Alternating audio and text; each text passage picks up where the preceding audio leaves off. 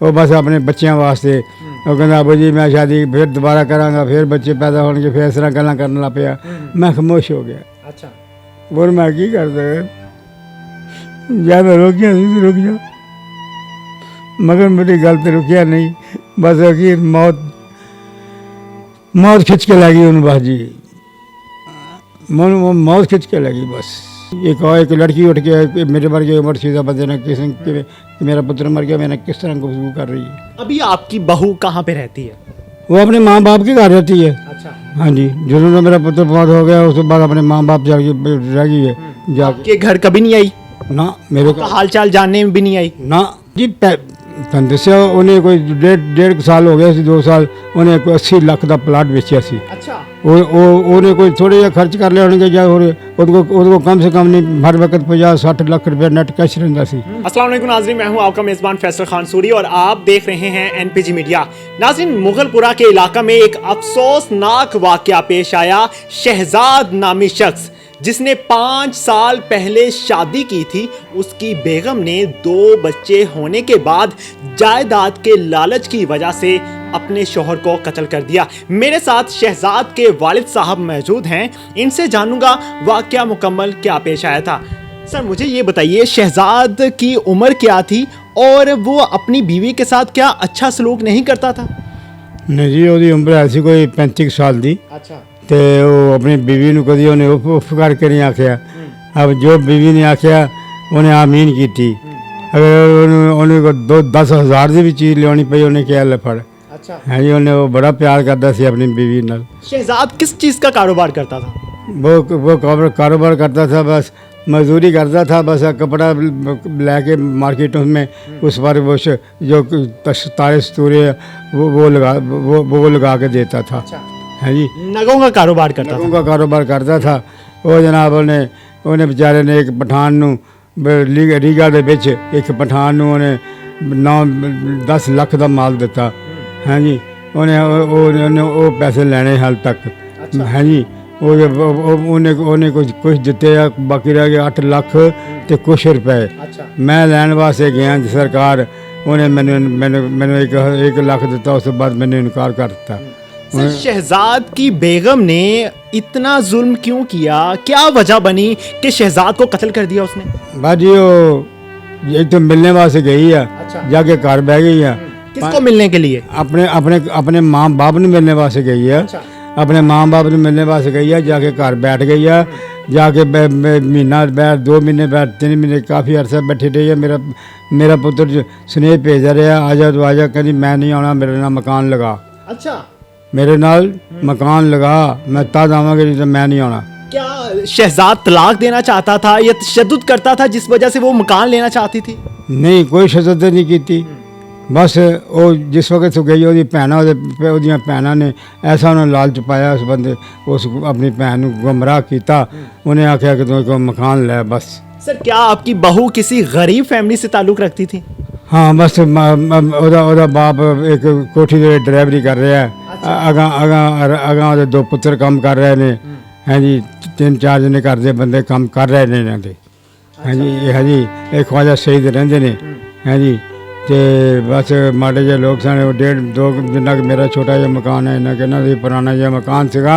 मैं क्या चलो मेरे नाल जिंदगी अच्छे गुजारे, ये लड़की मेरे पुत्र के नाल। है जी, 4 साल गुजरने तो बाद ऐसा उन्हें रवैया अख्तियार किया कि मेरे पुत्र ने बेवकूफ़ बनाता फट के। 4 सालों में कितने बच्चे थे शहजाद के? 2 बच्चे, 2 लड़के से 2। शहजाद को किस तरह से बेवकूफ़ बनाया उसने? बस मेरे नाल मकान लगाओ, बस वो आशिक जो हो गया सी। अच्छा। वो मैं रोकिया सी, मैं पुत्र छड़ दे, अच्छा, छड़ दे इनू, ये तेरे वास्ते मौत बन जाएगी। आप चाहते थे तलाक दे दे शहजाद उसको? नहीं, मैं कहता था उसको छोड़ दो, क्योंकि वो तंग बहुत करती थी। मैं जो देख रहा था, मुझे नज़र आ रहा था कि ये मेरे पुत्र को बेवकूफ़ बना के कहीं मार न दे। अच्छा, मैंने अपने बेटे को कहा। किस बुनियाद पे आपको शक था उस पे? हाँ जी, बस मैंने शक मैंने कि हर बंदे की शक्ल देखो, गुफ्तगू देखो, पता चल जाता कि की चाहता है। अच्छा, हाँ जी, मैं आख्या, उसकी माँ ने आख्या कि महीना मेरे पुत्र नूं मौत तो मरन तो पहला महीना आख्या मेरी बीवी ने कि इनू शहजाद इन छोड़ दो, अच्छा, छोड़ दो, अगर नहीं आती तो छोड़ दो, ना पीछे पवो। लेकिन आपके बेटे ने आपकी बात नहीं मानी। बात नहीं मानी, वो बस अपने बच्चों वास्ते वो कहता अबू जी मैं शादी फिर दोबारा करांगा, फिर बच्चे पैदा होंगे, फिर इस तरह गल्लां करने लग पिया। मैं खामोश हो गया। अच्छा। और मैं की करदा या मैं रोकिया सी रुक जा, मगर मेरी गल तो रुकिया नहीं। बस आखिर मौत खिंच के लगी उन बाजी, मौत खिंच के लगी, बस वही मौत सी बस। किस तरह से उसने शहजाद को मारा है? जहर दिया था या किसी चाकू वगैरह से उसने वार किया? बाजी पता नहीं की दिता की नहीं दिता, उस पे समझ नहीं लगी इन्होंने की दिता की नहीं दिता। कोई चाकू नहीं मारिया, कुछ नहीं किया, यह हरकत कोई नहीं। शहजाद को वो बाहर कैसे लेकर गई थी? कल्ला ही निकलिया बाहर। अच्छा। बाहर कल्ला निकलिया, वो घर बैठी सीगी है जी, कुछ कदम ते घर सीगा उन्हों का अच्छा। है जी। मतलब है कि सवेरे 15 वाले ने टैलीफोन किया, तो पुलिस वाले ने तो चुक के लैके जाके अस्पताल लै गए। अच्छा। है जी। तो मैं फिर मैंने टैलीफोन किया, आया वाकया गुजर गया उन्होंने घर वाले ने। मैंने मेरी बीवी ने मैंने टैलीफोन नहीं किया, यदि बीवी ने। अच्छा। शहजाद की बीवी ने आपको नहीं बताया? ना ना ना, मैंने नहीं दसिया कि तेरा पुत्र फौत हो गया। हाँ जी। देखो आपने ये बाद में सवाल किया था अपनी बहू से कि क्यों नहीं आपने हमें बताया? हाँ, मैं बोल रही थी मेरा मोबाइल नहीं जा रहा सी, मेरा ऐ नहीं हो रहा सी, मेरे ना बहाने पाती रही है, बहाने पाती रही।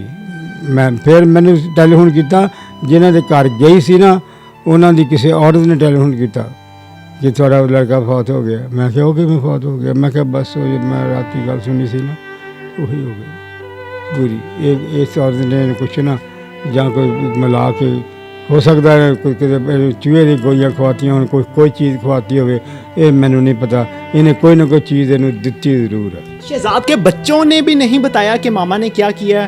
कुछ मालूमात नहीं मिली? बच्चे हाले छोटे हैं बेचारे, अच्छा। वो नहीं समझ सकते कि भाई की गल है। तो अभी क्या कानूनी कार्रवाई की गई है शहजाद की बीवी पे? मैंने कानूनी कार्रवाई अभी कोई नहीं की।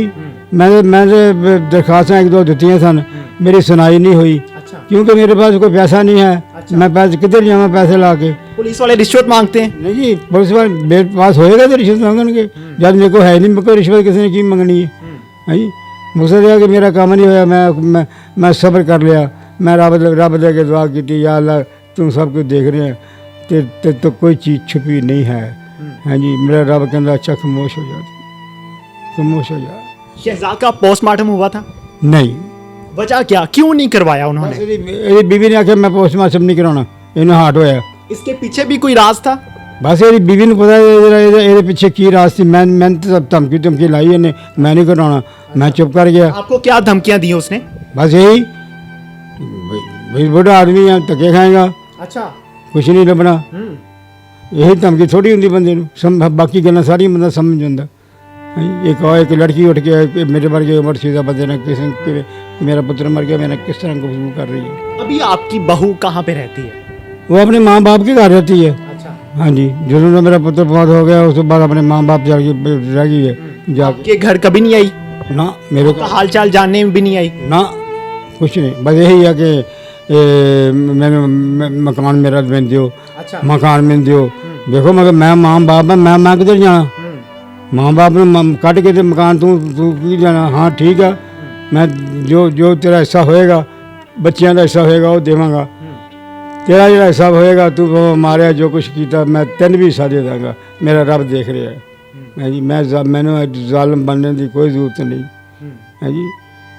रब क्या समझते हैं आप कि शहजाद को कत्ल करने की क्या वजह थी? लालच था जायदाद का या कोई और वजह थी? बाजी तुम दसिया उन्हें कोई डेढ़ साल हो गया सी, 2 साल उन्हें कोई 80 लाख का प्लाट बेचा सी। अच्छा। उन्हें कोई थोड़े जिहा खर्च कर लिया होने या उनको कम से कम नहीं हर वक्त 50-60 लाख रुपया नैट कैश रहिंदा सी। है जी। इतों भी जिदन एरिया भैन 3 तरीक ਨੂੰ जुमेरात वाले दिन आईਆਂ। अच्छा। ਇੱਥੇ मैं गया सी काम किधरे, मेरा पुत्र कला ही ਸੀਗਾ।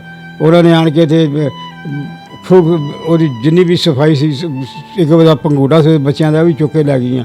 ਚੰਗੇ ਉਹਦਾ ਕੱਪੜੇ ਉਹਦੇ ਵੀ ਲੈ ਗਈਆਂ, ਉਹਦੀ ਆਪਣੀ ਉਹਦੀ ਭੈਣ ਦੇ ਵੀ ਲੈ ਗਈਆਂ। ਸਾਰਾ ਕੁਝ ਲੈ ਕੇ ਆਪਣੀ ਗੱਡੀ 'ਚ ਰੱਖਿਆ, ਉਹ ਲੈ ਗਈਆਂ। ਰਾਤ ਦੇ 2:30 ਵਜੇ ਨਿਕਲੀਆਂ ਇੱਥੋਂ। ਹਾਂਜੀ।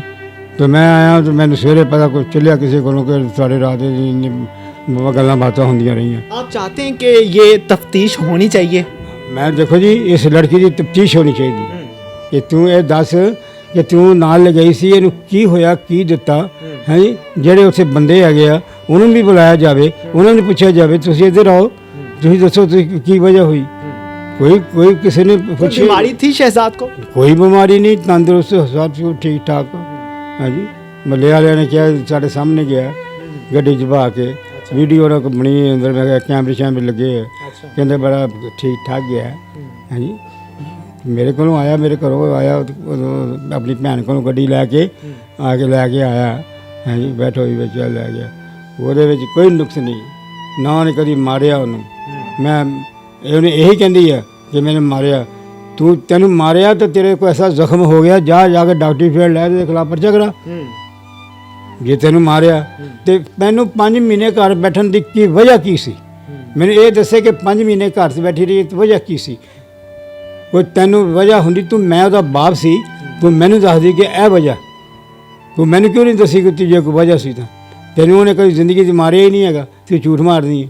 कहीं ऐसा तो नहीं कि सास और ससुर का ताल्लुक उसके साथ बेहतर नहीं था? नहीं, आप सही थे उसके साथ? ਮੇਰੇ ਨਾਲ ਸਲਾਮ ਅਲੈਕੁਮ ਵਾਲੇ ਸਲਾਮ ਸੀ, ਭੈਣ ਜੀ ਕਰਕੇ ਬੁਲਾਉਂਦਾ ਸਾਂ ਹੈ ਜੀ। ਤੇ ਮੈਂ ਉਹਨੂੰ ਮੈਂ ਮਤਲਬ ਹੈ ਕਿ ਮੇਰੇ ਪੁੱਤਰ ਨਾਲ ਉਹਦਾ ਕੋਈ ਰਾਬਤਾ ਸਹੀ ਨਹੀਂ ਸੀ। शहजाद आपका इकलौता बेटा था, अब वो नहीं रहा दुनिया में, तो अब कैसे दिन गुजरते हैं? भाजी मेरी एक बेटी है, वो मैंने खर्चा खुर्चा दे रही है, मैं वो खा रहा, मेरा रब मैंने दे रहा, बस रोटी दे रहा, और मैं की लेना। अगर मेरा रब देखो। कोई अपील करना चाहेंगे? भाजी मेरी अपील यही है कि तफ्तीश की जाए, इन पूछा जाए कि मेरे पुत्र ने किसे मरवाया कि मारिया, इन सारा कुछ इल्म यही तफ्तीश की जाए। और इन्हें सिर्फ पैसों की लालच और इन्हें अपने मकान की लालच के विच इन्हें मेरे पुत्र को मौत के घाट उतार दिता। बस मेरी अपील आ, मेरी अपील आ हुकूमत के अगे, मेरी अपील आ इमरान खान के अगे कि देख मैं हथ जोड़ता पाया कि मैं एक दफ़ा तफ्तीश करा, एक दफ़ा तफ्तीश करा, कातिल ये हैगा, कातिल ये तफ्तीश करा है। हुण चोर नूं कोई चोर का कोई गवाह तो नहीं हुंदा, चोर का कोई गवाह हुंदा नहीं जी, ਉਹਨੂੰ तो तफ्तीश करते नहीं, चोरियां निकलदियां, चोरियां निकलदियां ना, ਇਹਦੀ तफ्तीश ਕਰਨ, ਇਹਨੂੰ ਪਤਾ ਹੈ ਕਿ ਨਿਕਲੇ ਕੀ ਨਿਕਲਦਾ ਇਹਦੇ ਵਿੱਚੋਂ ਹੈ ਜੀ। ਦੱਸੋ ਜੇ ਬੰਦਾ ਇਮਾਨਦਾਰੀ ਦੀ ਹੱਕ ਦੀ ਗੱਲ ਕਰ ਰਿਹਾ, ਉਹਦੀ ਗੱਲ ਸੁਣਨੀ ਚਾਹੀਦੀ ਹੈ ਕੋਈ ਹੈ ਜੀ। शहजाद की कोई ऐसी बातें जो आपको याद आती हों? आप ਮਜੀ ਸਾਰੀਆਂ ਬਾਤਾਂ ਯਾਦ ਆਉਂਦੀਆਂ। ਆਪਣੀ ਮਾਂ ਦੀ ਬੜੀ ਖਿਦਮਤ ਕਰਦਾ ਸੀ, ਆਪਣੀ ਮਾਂ ਦਾ ਹਰ ਵਕਤ ਧਿਆਨ ਕਰਦਾ ਸੀ ਹੈ ਜੀ। ਮੇਰਾ ਬੜਾ ਧਿਆਨ ਕਰਦਾ ਸੀ ਹੈ ਜੀ। ਸਾਰਾ ਮੇਰਾ ਔਰ ਮੇਰੀ ਬੀਵੀ ਦਾ ਖਰਚਾ ਸਾਰਾ ਉਹ ਅਦਾ ਕਰਦਾ ਸੀ ਹੈ ਜੀ। ਮੇਰਾ ਔਰ ਸਾਰਾ ਖਰਚਾ ਅਦਾ ਕਰਦਾ ਸੀ ਹੈ ਜੀ। ਅੱਲਾਹ ਤਾਲਾ ਨੇ ਜੰਨਤ ਫਿਰਦੌਸ ਜਗ੍ਹਾ ਤਾ ਫਰਮਾਏ, ਅੱਲਾਹ ਤਾਲਾ ਇਹੋ ਜਿਹਾ ਪੁੱਤਰ ਹਰ ਬੰਦੇ ਨੂੰ ਦੇਵੇ ਹੈ ਜੀ। ਮਤਲਬ ਇਹ ਕਿ ਇਹ ਮਸਲਾ ਜੀ ਬਸ ਇਹਦੀ ਤਫਤੀਸ਼ ਹੋਣੀ ਚਾਹੀਦੀ ਹੈ। ਔਰ ਇਹਦੇ ਵਿੱਚੋਂ ਚੋਰ ਨਿਕਲੇ ਕਿ ਕਿੱਥੇ ਚੋਰੀ ਇਹਨੇ ਕਿ ਮੇਰੇ ਪੁੱਤਰ ਨੇ ਕੀਤੀ ਹੈ ਜੀ। ਇਹਦੀਆਂ ਭੈਣਾਂ ਨੂੰ ਨਹੀਂ ਪੁੱਛਣਾ ਚਾਹੀਦਾ ਕਿ ਤੁਹਾਡਾ ਕੀ ਕੰਮ ਸੀ ਜਿਵੇਂ ਰਾਤ ਨੂੰ ਆਣ ਕੇ ਮੇਰਾ ਸਾਰਾ ਮੇਰੇ ਪੁੱਤਰ ਦਾ ਸਮਾਨ ਚੁੱਕ ਕੇ ਲੈ ਕੇ ਆਪਣੇ ਘਰ ਪਰ ਗਈ। बिल्कुल जी, शहजाद साहब के वालिद के बकौल ये है कि शायद शहजाद को कत्ल करने वाली उसकी बीवी ही है। ये तो वक्त ही बताएगा, और अगर उस पर कोई कानूनी कार्रवाई होती है उसके बाद ही मालूम हो सकेगा कि कौन सच्चा था कौन झूठा था। इसी के साथ मुझे दीजिए इजाज़त और हमारे चैनल को सब्सक्राइब कर लीजिए। दुआओं में याद रखिएगा। अल्लाह निगहबान।